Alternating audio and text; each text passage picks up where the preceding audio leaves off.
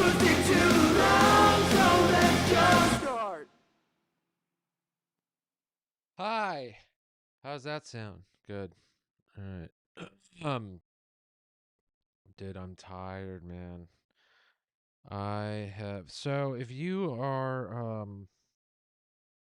a part of my Patreon, you already know this cuz I've done some episodes just for you guys, but I have fucking been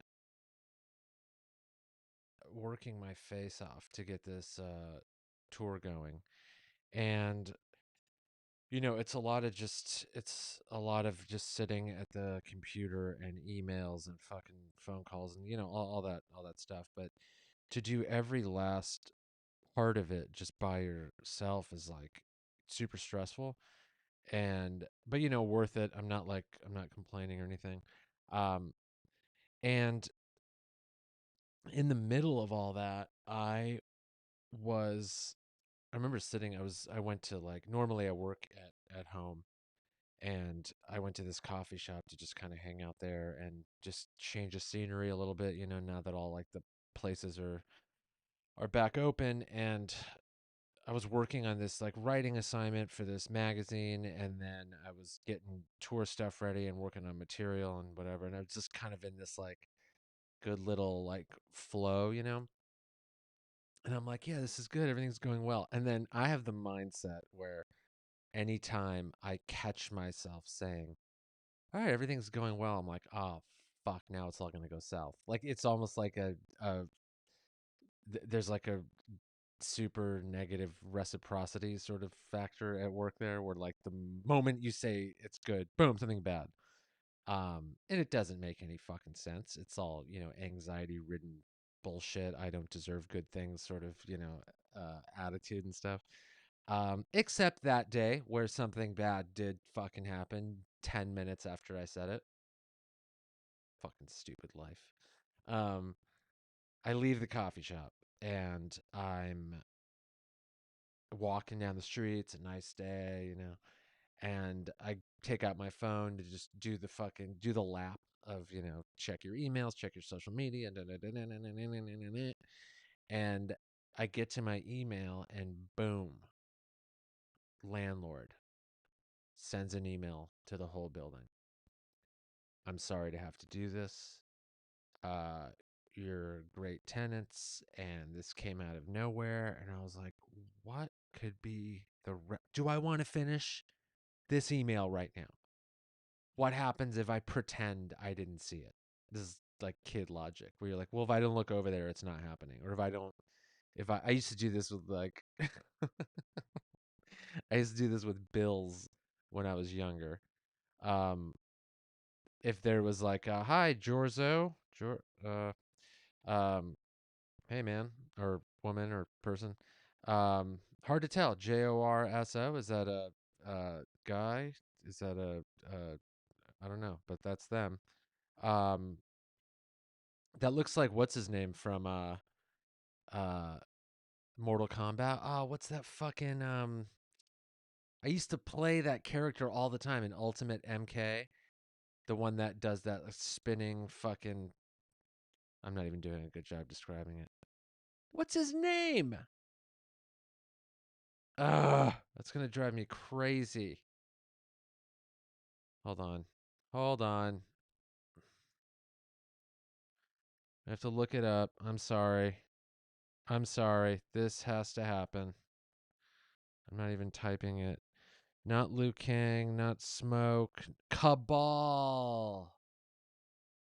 Ah, that would have driven me insane if I hadn't done that. Thank God. How do I get back to the regular screen? Okay. That looks anyway. Uh Jorzo the guy. You look like that thing looks like Cabal, if you know who that is. It's not from Mortal Kombat, right? No. It kind of looks like him. Anyhow, thanks for tuning in. So anyway, I I I did that thing where you do when you're younger and you're like a bill comes in and you're like, well, I can't afford to pay this, so I'm not going to look at it. I spent like I think a year once not even opening like a electric bill or something like that, and I was just like, because the last time I looked, it was at like $137 or something like that. I was like 20 fucking four, I don't know. And I was just like, well, this doesn't exist until one day all of a sudden I can pay it all at once. And then one day the power went out. And this is the level of you just convince yourself that it's something else because you just cannot deal with it. I told myself it must be a power outage. In the middle of the day, middle of like spring, there was no heat wave, there wasn't a crazy storm. This is Los Angeles, there's never any of that. And I was like, oh, it must be a power outage. I'll just stay at my girl's place for the next week. Um, and yeah, they turned my power right the fuck off. And I learned something that day. I learned two things that day. The first thing I learned is you can go a good 18 to 24 months without paying your electric bill before the Department of Water and Power just goes, no more for this guy.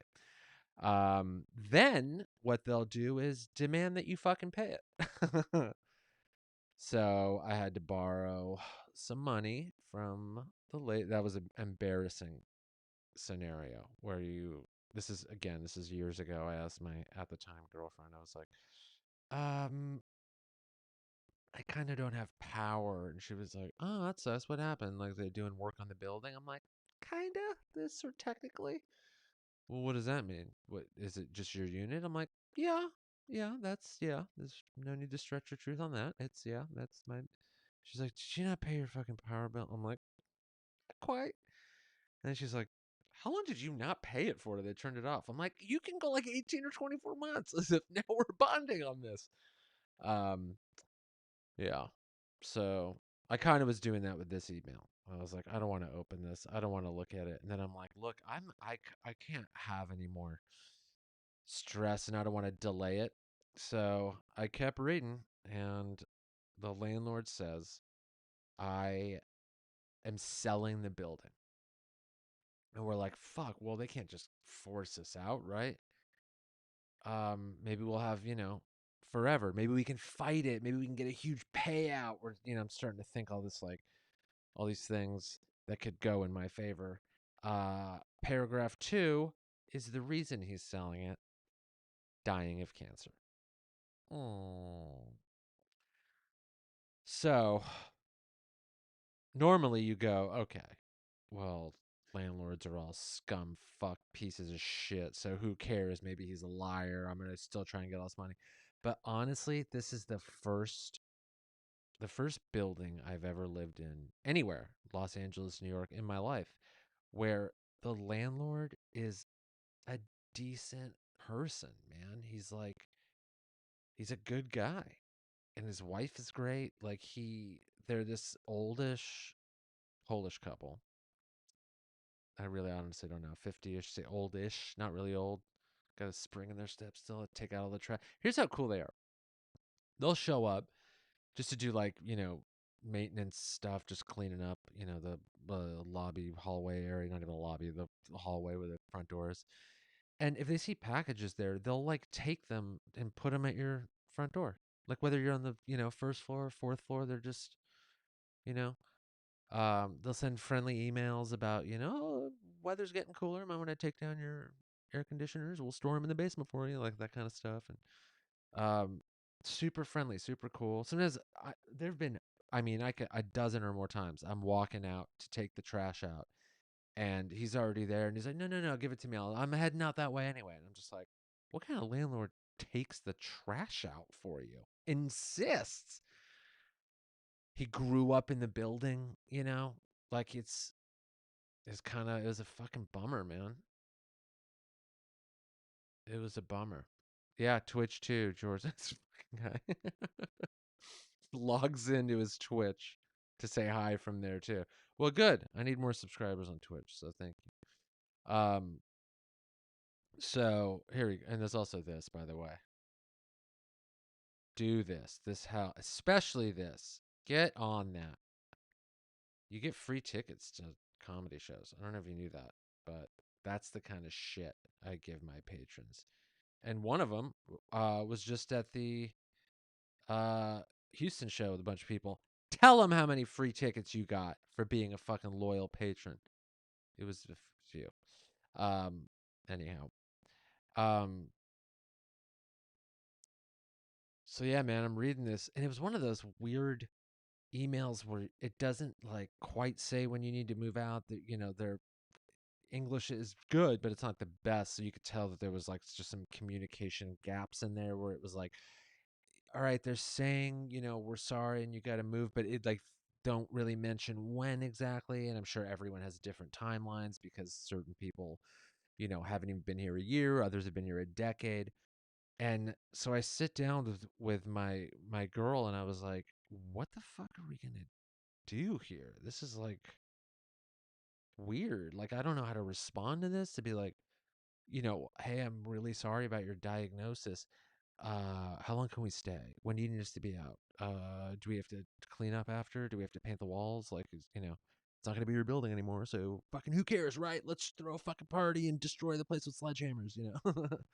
um, so yeah, it kind of sucked. You're in this position where you're like, okay, do I have to leave in like fifth? Did you already sell the building? What are we talking about here? And it took me like a little bit to respond. And then I just thought, you know what? I get along with him. I'm going to call him.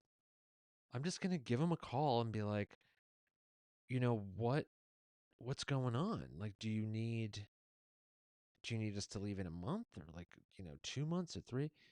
And I saved that part till later because first I was like, I want to like get on the phone and like ask him how he's feeling. So we talk about that for like 20 minutes and it was like kind of sad. Like he had this like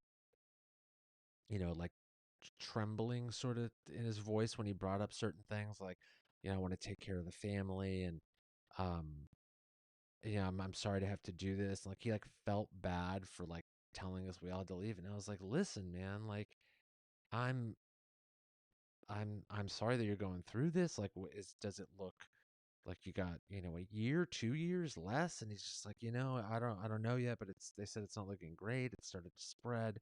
So I'm trying to move fast and sell the building, and the new owners don't want anyone here because they're gonna gut renovate the place, and I just want to like leave my family with something. And I was just like, God, that's heartbreaking. I'm sorry. And it's like extra heartbreaking because the guy like grew up here. You're watching this dude like you're watching his life sort of come to a close right in front of you, and you're like front row seat to it. You see him all the time. You're like in the house that he grew up in. It's like, or in the building, not that. I don't know if he grew up in this unit, but um, yeah, it was just kind of sad, and it was like it just makes all your problems just sort of go away. Once life gets like real, you're just like, oh yeah, planning a fucking comedy tour and not having all the dates line up like I want is not a big fucking deal.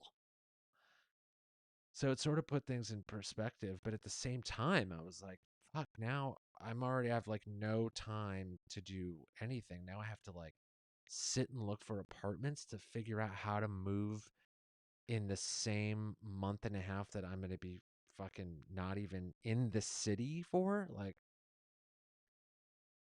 so that was part of the reason I was like, these doing a podcast every other day and stuff, like, it's, I want to be doing it, but honestly, I had to find a fucking place to live.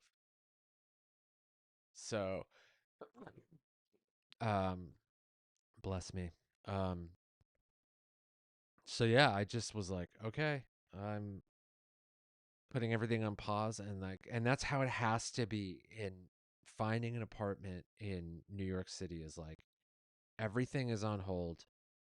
That's now your full-time job. Unless you're literally sitting in the office somewhere and even then you're probably finding time on the side, but like I work for myself, so I'm like, okay, well, I'm getting up at 7 a.m., make a espresso, make a coffee, sit down and just look for places. And wow, is it just as hard as it was before the pandemic?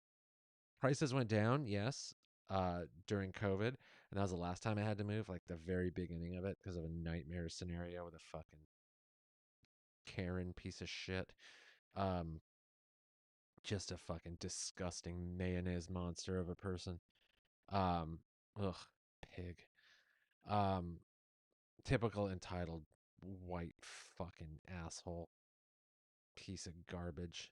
Um, anyway, so I had to get out of that just so you hopefully just fucking.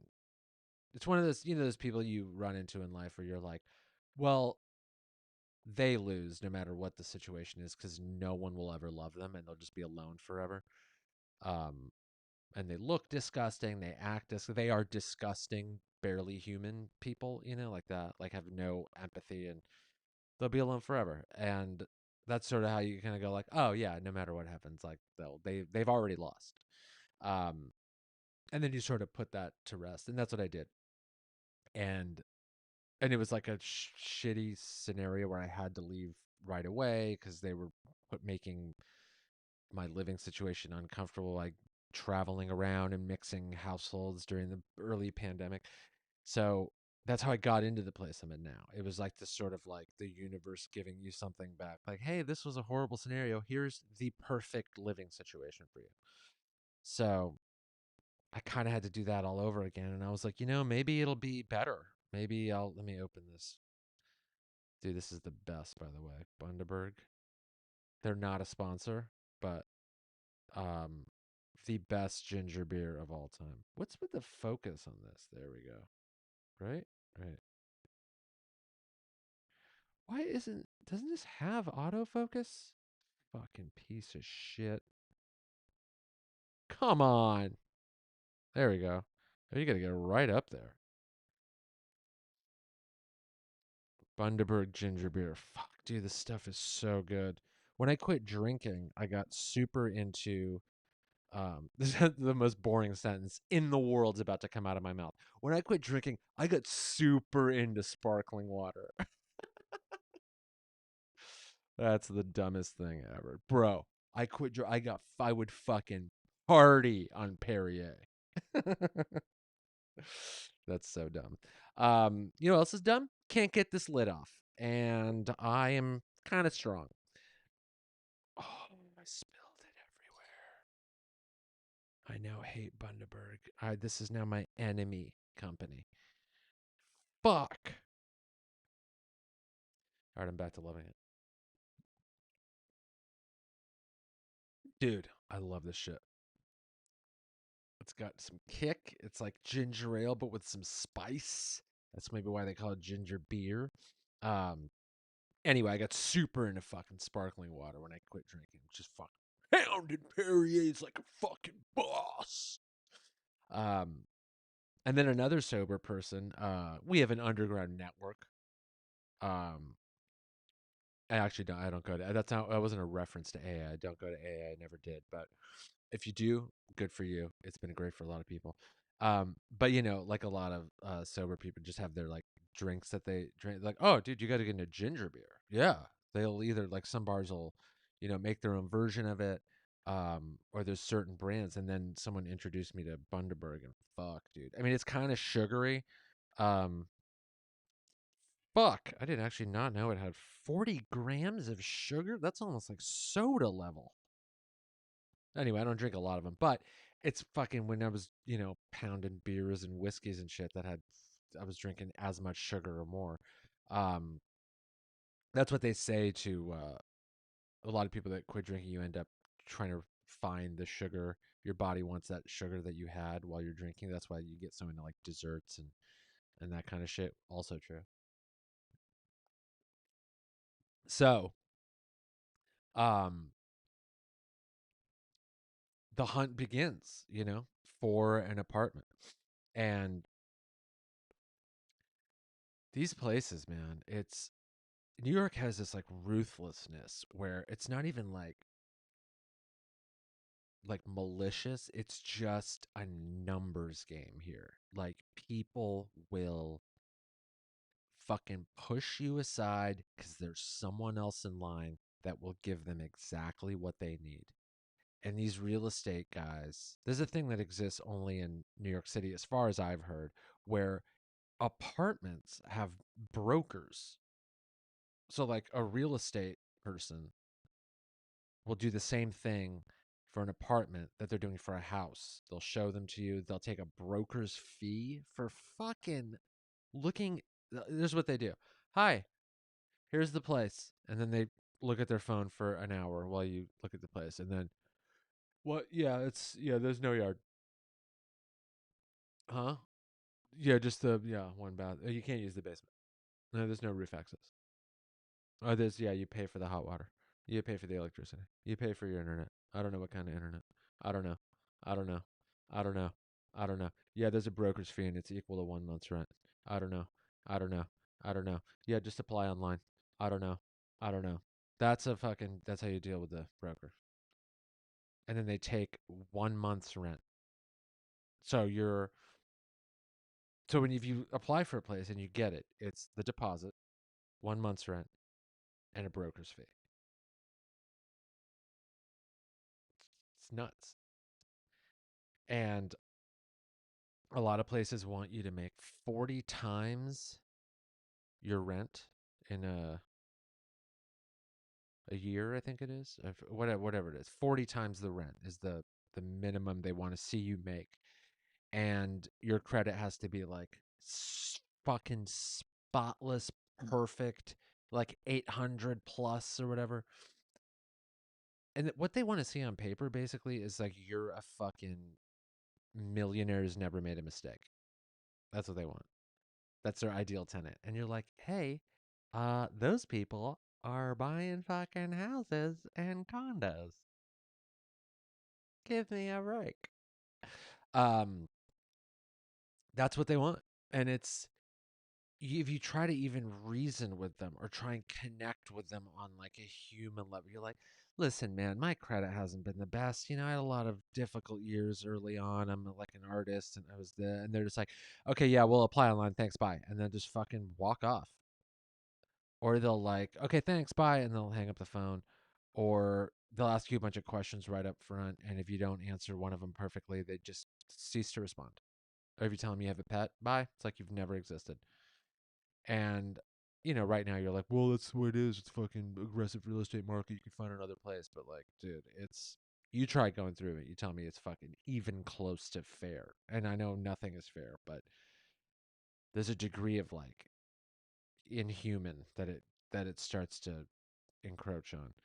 Um, but yeah, these bigger real estate companies, it's like you never existed. So you got to like apply to 250 places, or not, you not apply, but you go on like one of those like Street Easy or like Zillow or one of those things, and you just start fucking requesting tours of apartments from anything that you definitely want to semi can't afford to like I don't even want to live here.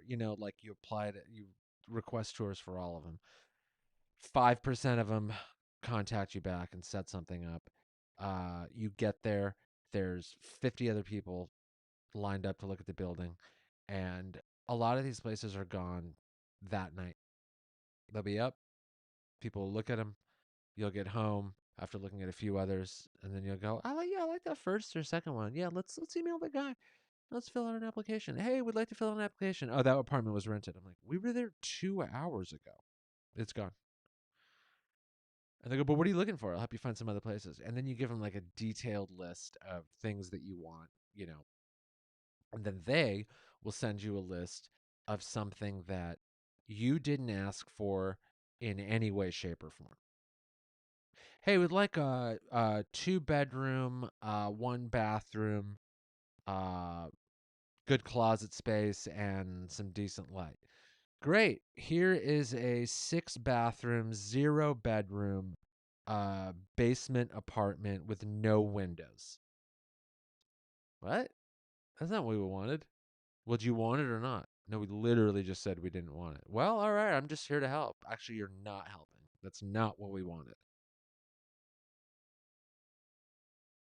Anything else? You got anything else though? You still got to go to these guys. You have to deal with them. And it's like you never said, like, it's like, hey, you asked us what we wanted. And we told you. And then you send us a thing that no one in the world would want. Even a vampire would be like, yeah, it's too dark. That's a little bit more light. Um, so again, here are the things we want. Can you send us that? And then the next day, they're like, all right, here's an 8 kitchen, 6 bathroom, -2 bedrooms. You're like, what does that mean? -2? Yeah. So there's bedrooms, but other people live in them in your apartment, and you can't talk to them. All right. Well, how much is that? 10 grand a day. What? It's fucking insane, man. But you just have to like, you build a callus to a lot of things, like living in a bigger city, and that's one of the things you gotta do. You gotta turn off your emotions, and you just have to fucking tunnel vision on it, man. You just gotta fucking.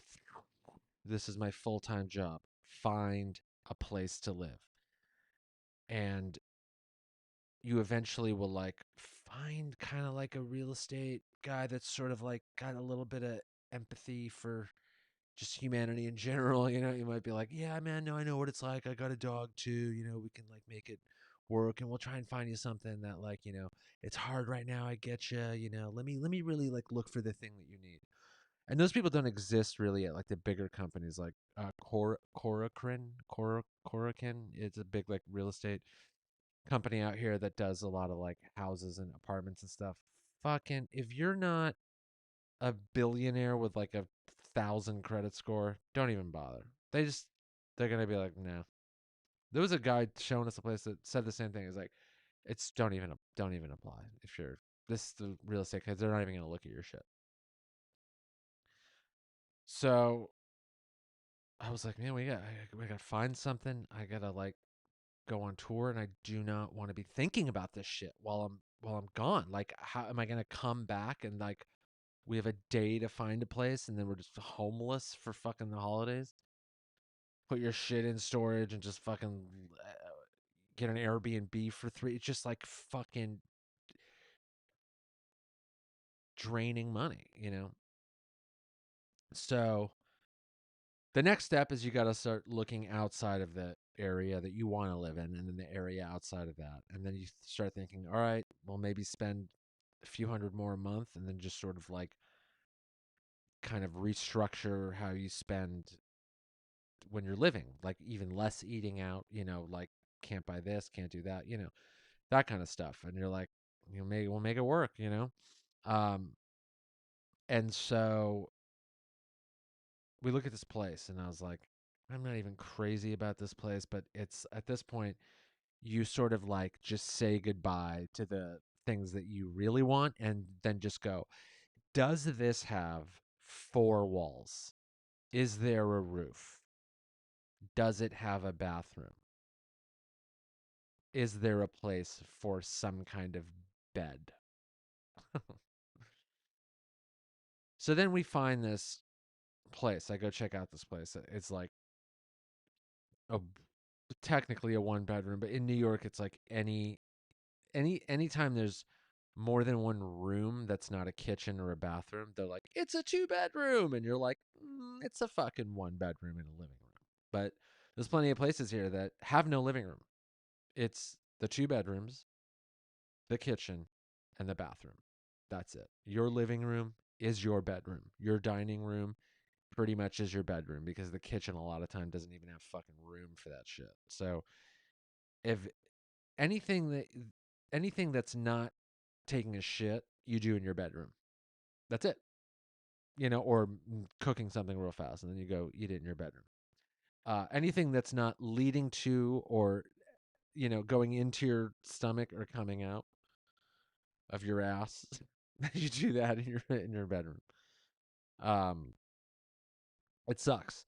So anyway, um, we see this place, and I go look at it, and this fucking super fast talking real estate dude is like, 60, come here, here's this, here's that, goes to this is the backyard, and you share it with these people. And I was like, whoa, a backyard? It's like, yeah, it's back there, and then there's a kitchen, and then a bedroom, and then here's the people.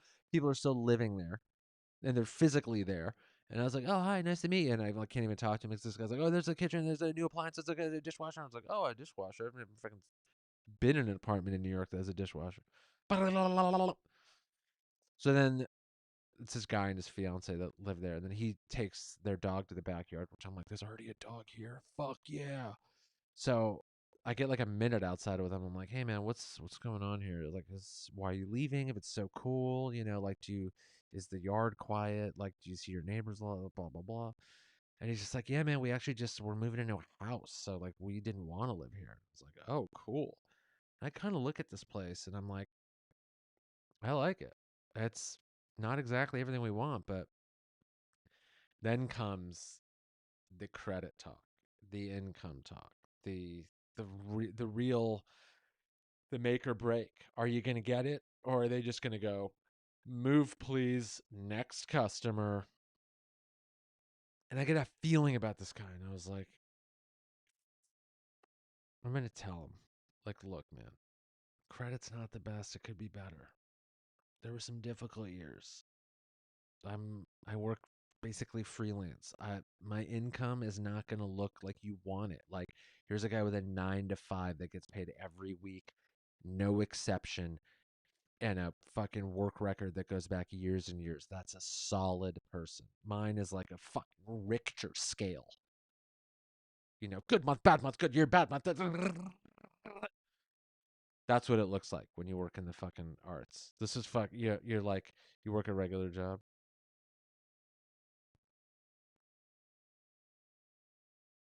That's your fucking work record. You work in the fucking in entertainment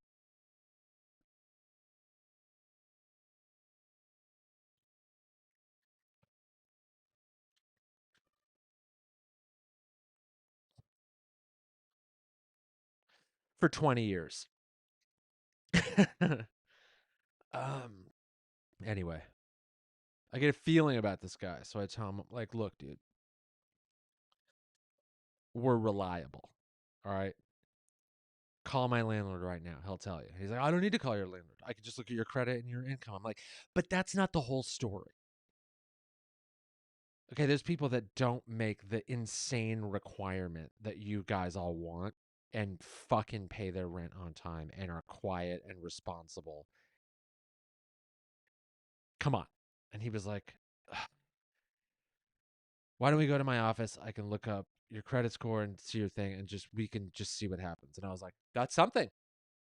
That's something. That's way more than like, nah, I just fill out an application online. I got other people that want to look at this place." And I was like, so the guy was like, "We can go right now if you want." And he just literally put me in his fucking car and drove me across town. Is in Brooklyn.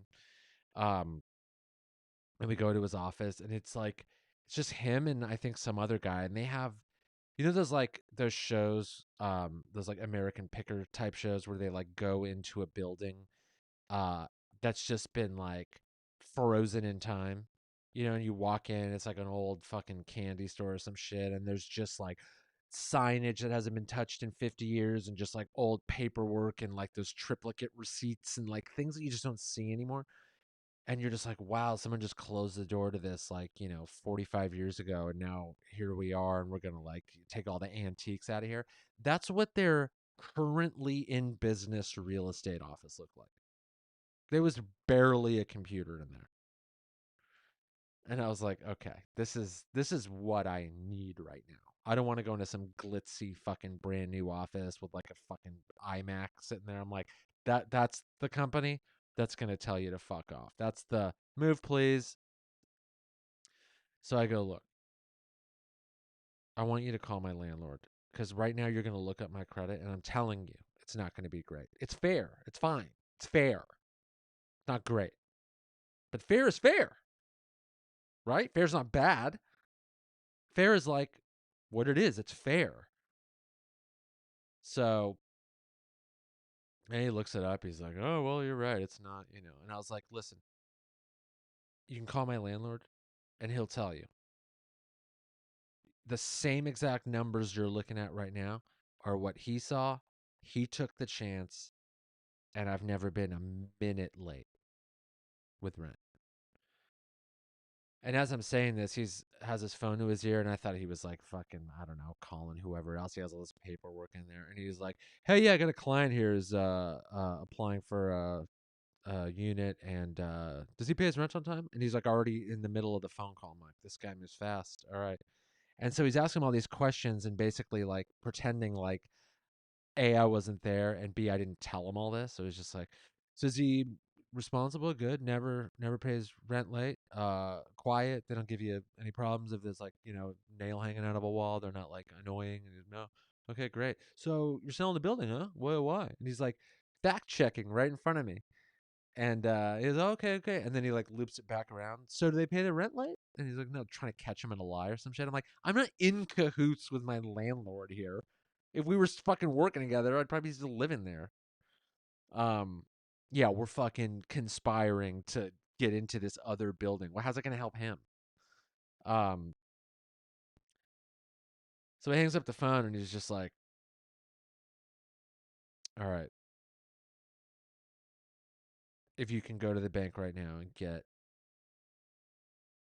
deposit first month's, and then we're gonna look up your girl's info, and then we're gonna go from there. And I was like, this might happen. This could happen.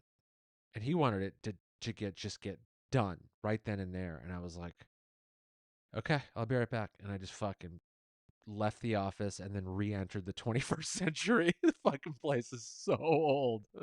Um, it's crazy, man. I felt like I could fucking like just like take some dust off the table and just bottle it and sell it as an antique. That's how fucking old and weird it was in there. Um, so I run down to the bank and I get a cashier's check and I go back there. And honestly, I was expecting to go back and then he's on the phone closing that deal with the person who was there before me. That's what I was expecting. I was going to come in and go, I have the check. He's like, apartment's rented. Sorry. It's the way it goes. And I get in there and he was like, are you ready? And I was like, yeah. He's like, I'm gonna call the landlord right now and explain the situation to him. And if he okays it, we're good. And so that's the last hurdle. This real estate broker has to kind of vet the people, and then they got to call the landlord and go, I approve of this guy. Here he is. And, they got to be careful. Otherwise, landlords aren't going to use these people. So it makes sense. But I was like, look, man, these hurdles that you're putting these renters through are bullshit. Fucking make 40 times the rent in a year. Um, have a perfect credit. Like, come on. So he calls the landlord and they start speaking in some other language. And all I can make out is rent, Brooklyn, like just like the words that you kind of are like, okay, so he's talking to a guy about a apartment building in Brooklyn. Who knows if he's really on the phone? Like when you're buying a car or whatever or leasing one, and they go, oh, I gotta talk to my boss, and then they walk into a room that you can kind of see, and they're talking and pointing that way. But they're it's just fucking. He's talking to the other car dealer. Like, yeah, I went to a strip club out there and got my dick sucked in the fucking champagne room. And they're not even talking about fucking the apartment or the car, or whatever. So he gets off the phone, and then he goes, he's asking if I trust you, and I was like, well, I mean, we don't know each other, so if you said yes, you'd be lying. So I know you probably didn't. He's like, well, he just wants to know if you seem trustworthy. And I go, look, I told you before you even looked up my information that it's not going to be what you want. And I encouraged you to call my landlord. And he'll tell you that I'm the tenant that you want. And he goes, I hope you don't make me regret this. And then prints out the lease and then has me sign it. And I was just like, ugh. I fucking lost 5 pounds in sweat that day. I spent 7 fucking hours with that guy. I forgot what year it was when I left that building. I walked outside. I was like, oh, yeah, it's 2021. And that was it. I just felt like this fucking weight was just, and all that shit happened in like in the a week, 10 days. It was just like you're walking down the street, everything's fun, and you're feeling good about this tour you're putting together. Around it's a beautiful weather, and you're just like, and then your fucking world starts to crumble briefly. And to you can only imagine, man, this happens, and you're just like, you don't meet that guy, you know? That's fucking. I just pulled out all the charm I could on that day. I just felt it's like dehumanizing, and it's just you feel defeated every day trying to talk to these people that just look at you at like you're not a money machine. So fuck off. Sucks. And it just it drained me, man. Like it just costs all this money, and it just is like so, yeah. Now I'm like I need to go on this tour more than ever. um and it started, I just got back from Houston, and it was fucking great, dude. It was like it was the start I needed to this tour, because it's just been a fucking hectic month. I feel fucking tired. I just feel so tired already. Um but thank you to the Riot. Um they basically run a comedy club upstairs, this bar kind of venue thing. It's like basically a music venue upstairs, and downstairs there's a bar, pretty separate. There's their own bar up there, and there's like a nice showroom, and they do shows Thursdays through Saturdays. I went in, did Friday night, and it was fucking awesome. The rooms were filled. Um, One of my loyal patrons lives out there in Houston, and he's on the higher tier, so he gets if you buy tickets to a comedy show, you get one free. Simple as that. So he bought a few. His name is Brian. Thank you, Brian, loyal patron. Bought a few, got a few for free. Brought a fucking group of people. They came. They had a great time. He was supposed to get a tour poster, but he fucking left before. So he's still gonna get one, but he could have gotten one and not had it shipped. This is the tour poster right here. Hold on.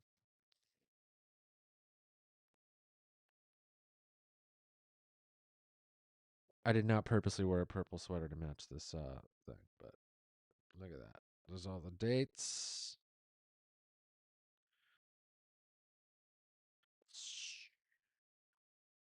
Fucking artwork, dude. Look at that fucking shit.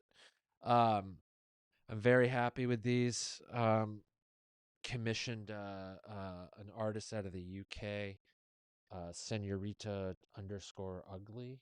Is what they go by. And then for San Francisco specifically, just for that, I did a show poster. So just for that show, uh, there's this. Commissioned by Vampy Illustrations, who did this here, this beautiful work of art right there. Uh, Go to her Etsy shop, Vampy Illustrations. A lot of original prints like that. It's the holiday season, so get one for someone you love, or hate, whatever. You don't have to like these people. Anyway, so she did this rad. So this is an expired Polaroid, so that's why the shape of this is like this. This is like an actual black framed Polaroid, right? So, and it came out like that. Nothing was done to this photo.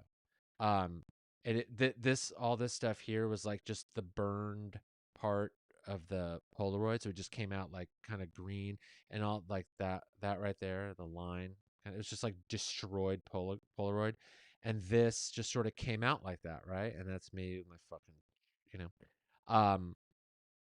So I thought, how cool would it be to do a show poster of this? So then she did this like that kind of Bill Graham, Fillmore sort of 60s, 70s psychedelic thing that was kind of popularized in San Francisco. I was like, that would be a um uh cool like type for the show. So um there it is. San Francisco Punchline, December 15th through the 18th. And then my name, a lot of people sign Polaroids down there. Sorry. My name and the year. And that's just for that show, man. So if you go to that show, one of those shows, the 15th through the 18th, you can buy one of those. And if you're in my Patreon, you can buy one too. How about that? But no one else in the fucking world is allowed to buy one. I don't give a fuck if you message me and go, but please. The answer is no. The answer is join the Patreon and you're allowed to. How about that? And probably even at a discount because if you're on a certain tier, you don't have to pay the full price. But anyway, this weekend, Jerome, Arizona, 12/11, December 11th, 7:30 p.m. Myself and Mr. Rory Scovel. That's the most unique stop on this tour. That's the only one that I'm doing with Rory. We're doing that as sort of like a, let's, if you followed that whole tool tour thing that we did, um I went out there to do a piece for Esquire on Maynard, and uh, Maynard's wife was like, "Come back and do a show at the Pussifer store," and she runs the whole show over there and does a fucking great job. It's beautiful there. They do tons of cool like Pussifer merch, and they have like a barber shop downstairs and like a wine bar in the back. It's amazing there. So I was like, "Yeah, of course," and I was like, "I have to do it with Rory." It's part of that whole like kind of tool world, but a little broader. Um, and that whole kind of thing started because we did that tour. I was like, I have to do that show with Rory. So obviously I hit Rory up and he's like, yeah, oh my God, I'd love to. And he's working on Physical right now on Apple TV. So we're trying to figure out the right day where he could, get it off. And so we landed on December 11th, and there's a limited number of tickets for that, and they're more than half gone. So get on board. Go to my website and get tickets. There's links on my Instagram or Rory's. Um, that'll be a fun one. It's just a one-off, one show, one night. So that's this Saturday, and then I'll be in LA for a couple of days. I may do a spot or two somewhere. I got a lot of new material to work out for this tour, so thank you to people in Houston that put up with some of that newer stuff. Um, you'll get thank yous in my special if you join the mailing list and say I was at the show. I'll fucking put your name in the thank yous for sitting through some of that new material. I promise I will. You just got to email me. Um, so anyhow, that's that. The apartment stuff is done. We are breathing a sigh of relief. Um, for now, you never fucking know what the new building will get sold or some fucking shit. This goddamn city. Um, and the Pussifer Store show is this Saturday. Then Punchline December 15th through 18th. If you live there, near there, grab a ticket, come down, say hi, watch some comedy. This is it. We're getting back to some semblance of normal, and I'm getting to do the only thing I've ever wanted to do uh, for a living with my life, and I'm very fortunate. And I thank you in advance if you're listening, if you've subscribed, if you're on my Patreon, if you come to a show, if you've ever bought anything, if you are ever gonna.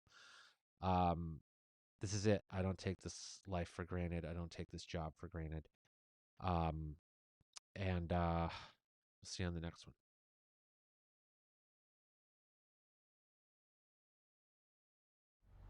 It's the end of the show. Like, subscribe, and comment. And don't be a dear.